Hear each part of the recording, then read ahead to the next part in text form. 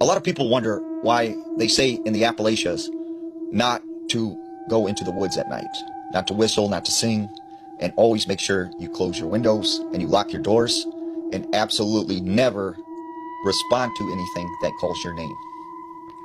So this goes back to an old Native American belief in the area that these mountains were home to spirits and that they would come out and wander during the night. And I've heard two stories that will give you an idea as to why you should not do these things at night. So there was a man named Jeff. He lived outside of Knoxville, Tennessee. And he was told about this spot up in the mountains where there was some good mushrooms. But no one would go to this area because they were very superstitious. So Jeff thinks, I'm going to go to this area and get a good haul. And, what do I care? There's no such thing as ghost. So he goes out, he parks his car, he goes into the woods, and he's hunting for several hours. He starts to notice the sun is going down, it's getting dark, it's time to head back to his vehicle. Now as he's walking through the woods, he all of a sudden hears, Jeff, come here, come Jeff, and he hears his name being called. So Jeff knows from legend that if you hear something calling your name, you do not respond. So he just keeps on walking, and all of a sudden he hears this louder and louder, his name being called.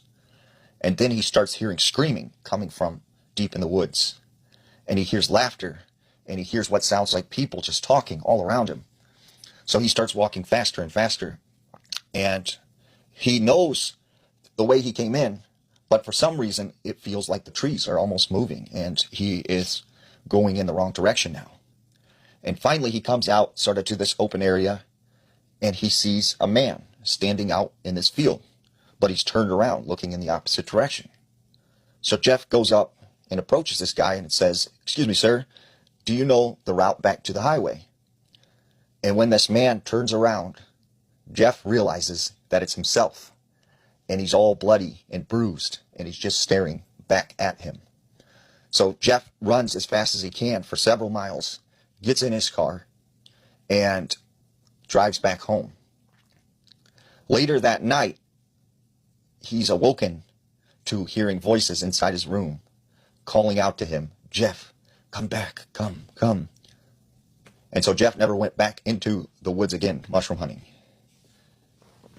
And the second story I've heard is there was a couple who decided they were going to live in the Appalachian Mountains for a summer. They find